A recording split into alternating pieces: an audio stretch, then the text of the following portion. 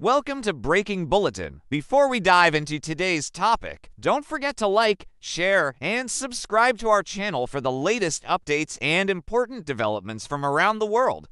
We'd love to hear your thoughts, so please leave a comment below. Do you think Canada's new Africa strategy will lead to stronger partnerships?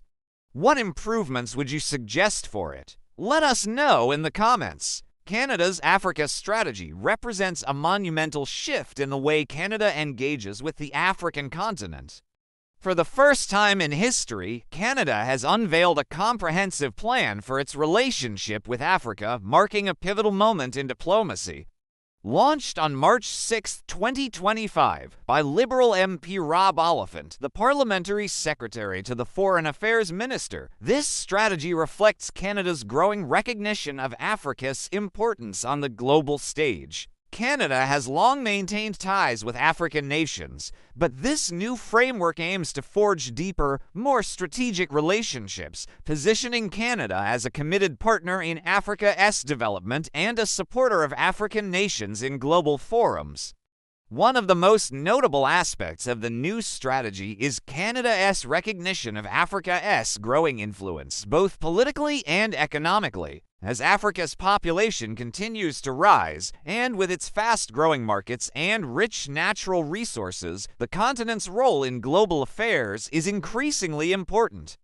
The strategy places Canada at the center of this transformation, seeking to enhance the African voice in key global institutions such as the United Nations, the G20, and the Francophonie.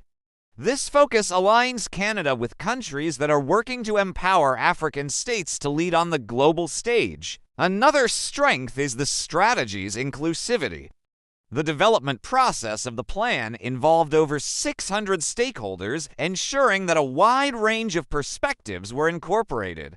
This consultative approach fosters trust and promotes accountability in how the strategy will be implemented. It also ensures that the priorities of African nations and diaspora groups are reflected in the approach. The strategy is broad in its scope, acknowledging the diverse and multifaceted nature of Africa. The inclusion of various African nations and organizations, from the African Union to diaspora communities in Canada, ensures a framework where multiple voices are heard. By recognizing the varying needs and opportunities across the continent, the strategy aims to create sustainable, mutually beneficial partnerships. While the strategy outlines ambitious goals, there is a noticeable lack of clarity on how these goals will be achieved. The Canadian government has not provided specific details about funding or resource allocation, which is critical to ensuring the strategy's success. Without new funding, existing programs may suffer, and there is a risk that current development initiatives might be reconfigured to align with the new strategy. Clear metrics for implementation would help hold Canada accountable and ensure the strategy delivers tangible results. The strategy rightly acknowledges the growing competition in Africa from global players such as China, the European Union, Russia, Brazil, Turkey, and the Gulf states. However, Canada has not fully confronted how much ground it has lost in recent years to these competitors. For Canada to be competitive, it must position itself not just as a donor or supporter, but as a reliable, long-term partner in areas like trade, development, education, and security. Canada's historic reputation as a supporter of democratic transitions, especially during the anti-apartheid struggle in South Africa, and its peacekeeping legacy are valuable assets that must be leveraged. However, Canada's involvement in the mining and extractive sectors has sometimes been controversial, with criticisms of environmental damage and exploitation. Despite these concerns, the strategy offers opportunities for Canada to forge new paths in strengthening its relationship with Africa. One area where Canada can truly stand out is in innovation and education. The strategy mentions engaging youth and diaspora communities, but lacks details on how to do this. A vital opportunity exists for Canada to strengthen ties through educational partnerships, scientific collaboration, and technology exchange. expanding links between Canadian and African universities, encouraging joint research projects, and offering scholarships can create a foundation for long-term, cross-cultural relationships. These initiatives would not only benefit the youth in both regions, but also foster economic and social development. The Canadian government must see educational and scientific partnerships as central to its strategy. These connections are powerful tools for building trust, promoting innovation, and ensuring that both African and Canadian youth have the opportunity to shape the future together. This strategy could be the stepping stone for a more robust and equitable relationship with Africa. Additionally, the strategy has left room for improvement in ethical considerations.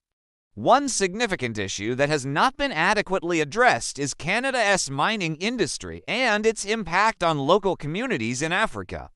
Canada is one of the largest players in the mining sector in Africa, yet the strategy lacks a clear commitment to ensuring ethical mining practices. Supporting human rights and community development within the mining industry would go a long way toward improving Canada's reputation in Africa. The ethical approach to immigration and visas is another area that requires attention. The current Canadian immigration system, especially in terms of visa applications from African nations, is seen by many as cumbersome and overly intrusive. If Canada is serious about forming genuine, mutually respectful partnerships with African nations, it must reconsider its approach to immigration and visa policies to avoid alienating potential collaborators. Finally, there are questions about the level of commitment from the Canadian government. The strategy was launched by Rob Oliphant, a parliamentary secretary, rather than the Foreign Affairs Minister or the Prime Minister. This raised questions about the perceived importance of the strategy at the highest levels of government. The launch, which coincided with Ghana's Independence Day, could have been a historic moment to send a strong diplomatic message to the African continent, but the lack of media involvement and a more public-facing launch was seen as diplomatically underwhelming. Despite these concerns, Canada's Africa strategy represents a promising starting point. It lays out a coherent, multifaceted approach to strengthening Canada's relationship with Africa, emphasizing both humanitarian and strategic priorities. The strategy also recognizes the complexity of engaging with such a vast and diverse continent. Moving forward, it is essential for the Canadian government to address the strategy's shortcomings and provide clearer plans for its implementation. Canada has taken an important first step toward building a stronger, more intentional relationship with Africa. The next phase will require action, collaboration, and sustained commitment. The success of this strategy depends on the involvement of not only the Canadian government, but also businesses, academic institutions, and civil society. Together, they must build upon this framework and work toward a future where Canada and Africa can thrive together, creating positive outcomes for both regions.